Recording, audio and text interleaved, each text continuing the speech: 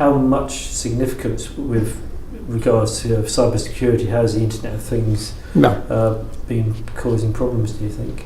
So the Internet of Things has introduced a whole new spectrum of vulnerabilities, mostly because the driver in creating this network of devices is their interaction.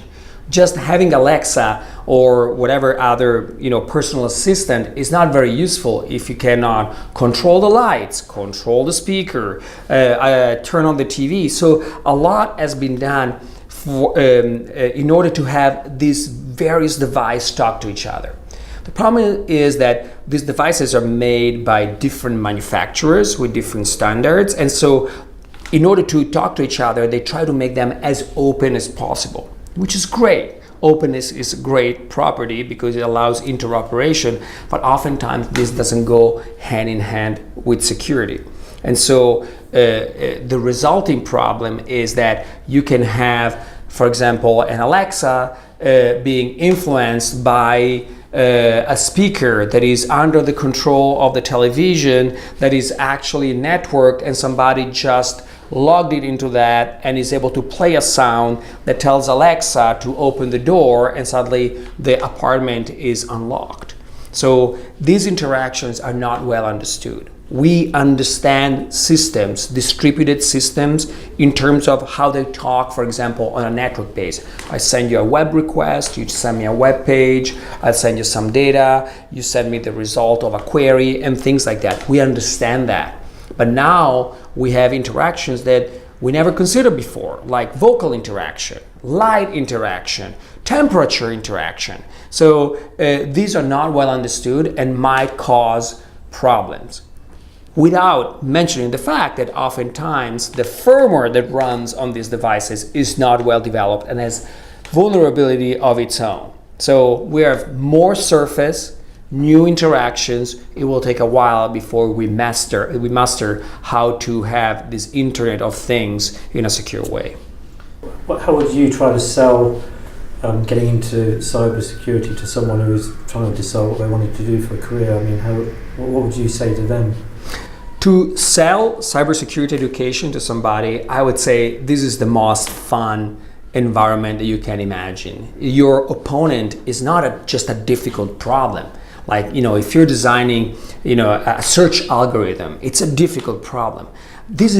Security is an adversarial problem. So the person on the other side oftentimes is a very skilled hacker. And so you will never stop being interested, amazed of the actions that need to be taken in order to protect a network. I think it's a great field to be in. It's continuously changing, so requires continuous training, continuous updating of your knowledge, but that's a good thing. Makes it more interesting than many others. So what are your top 3 malware nightmares at the moment? What's keeping you awake at night? So I would say the 3 threats that keep me awake at night are, I would say, the use of machine learning on storing personal data on an enormous scale. The ability, with all these breaches collecting data, there is the possibility that somebody will really collect a ton of data and find ways to exploit this data to understand something about people, to understand who to attack or how to sell certain services based on this aggregate information. And once this happens, it's very difficult to make it stop, because that information, the cat is out of the bag, and putting this information back might be impossible. So these large-scale breaches are worrying me. I would say the second thing is this use of machine learning that is just wrong, and learning the wrong things or learning things in a way that is too brittle, it can be bypassed, I am afraid will bite us back in 2 to 3 years from now. And I would say that the third thing is evasive malware. So malware that is able to easily escape detection, or I would say can escape detection from basic detection system that people install to feel good, saying, oh, I have this basic system and I can put a check on, the malware protection. But unless you get really good malware protection, it's very difficult to identify these evasive pieces of malware. One thing that people seem to be talking about a lot is driverless cars and how they can be hacked. And of course, obviously involves AI, etc. I mean, do you think that could be a major problem in the next couple of years as they're trying to bring more driverless cars onto the roads? Driverless cars can be a problem. I think that in this particular domain, people are putting a lot of attention to security.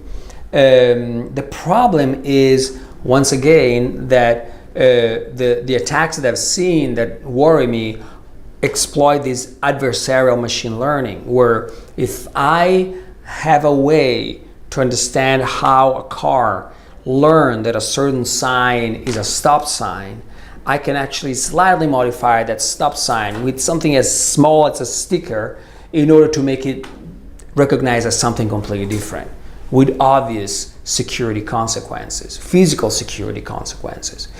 So the thing that worries me is not the hacking of the car, so somebody break into the car. Still possible, no system is perfect, but I am more concerned of voluntary messing with the ability to recognize obstacles, signs, and things like that.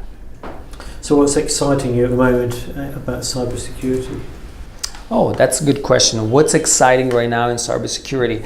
I think that there are several things that are exciting. I am personally very excited about firmware analysis. So firmware is this, in the Internet of Things, is this piece of code that runs very close to some hardware. So the difference in analyzing this firmware is that you don't have all the sort of abstractions that a normal computer or even a phone has, the operating system and things like that, which makes the analysis a lot more challenging.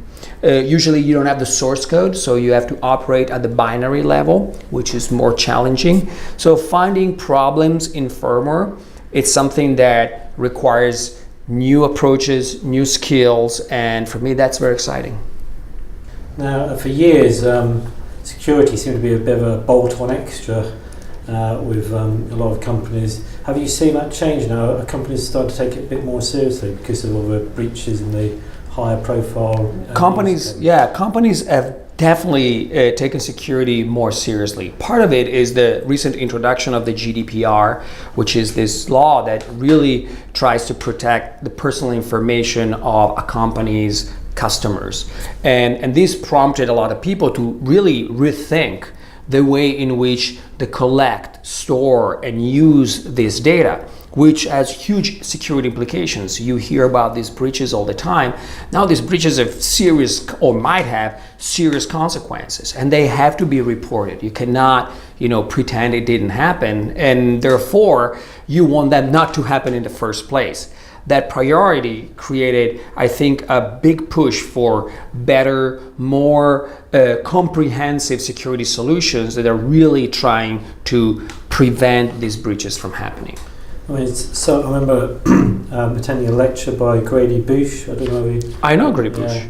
And he was saying that it's partly the responsibility of the software developers to start thinking in a more security-minded way, right from ground level. What are your thoughts about that? Oh, absolutely. I teach classes in software security development, and my point is that we have to start developing software thinking in an oblique way. So instead of thinking, I have this task, the software has to do this, after you have designed that, you have to look at it and say, oh, can I abuse it? Can I use this data in a different way? Can I send too much data, too little data of different kind? What is my program going to do with this anomalous input?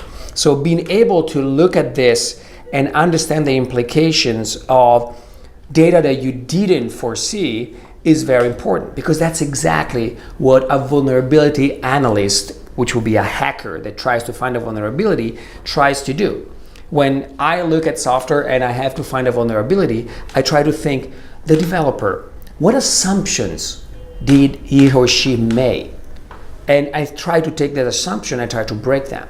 So for example, the developer decided in this web form, this field would be 5 numbers because it's the zip code in the United States. So what if I send to that form 5,000 numbers?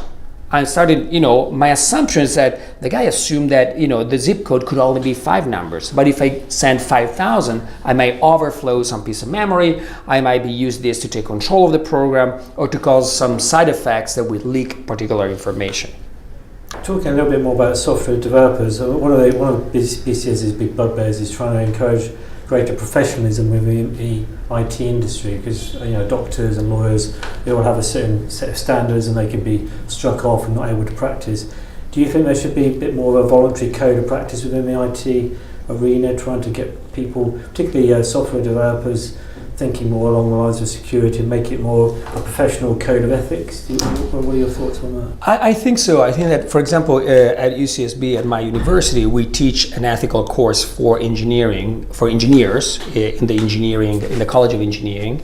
And this is important because every time you build software, in a way, it's like you're building a house or a bridge. So you have to understand that software will be used in certain contexts, and you have certain responsibilities about its functionality. So you can put all the EULA that you want on a piece of software, say, it's not my responsibility. But if you develop the software for a camera that is so bad that can be used in the thousands to create one of the largest denial of service attacks in history, then you are somewhat responsible. There is a concept of negligence in developing the software. Right now, we don't have laws that determine, that the quality must be of a certain kind, because it's very difficult to define for an algorithm what is the quality of an algorithm. We let the market decide. If you develop software that is crappy, people, unless they desperately need it, they won't buy it. But I think it's not the right way to do it. The right way is to teach people that this has to be developed, this software has to be developed in the right way, and we have responsibilities. And you find in Silicon Valley, or in the world, not just in Silicon Valley, people that really believe strongly that it's our responsibility as developers to develop good code, to do your best effort in order to create code that is not only efficient and functional but also secure. Have you noticed any difference between security professionals and the situation in the States and the UK? Is there very similar problems, or very US-centric problems, very UK-centric problems? I think that if I have to compare the US situation with the UK situation in the concept of how we approach security, I would say that it's very similar.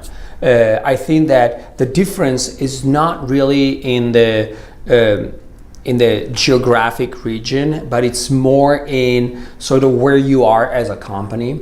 So it's almost a company maturity. So as your company matures and expands, you become more sensitive to security. You start having a security group, internal or a security function within the company. And that I see, sort of unchanged between the US and the UK. I see very early companies that are not very mature not seeing the problem until it's too late.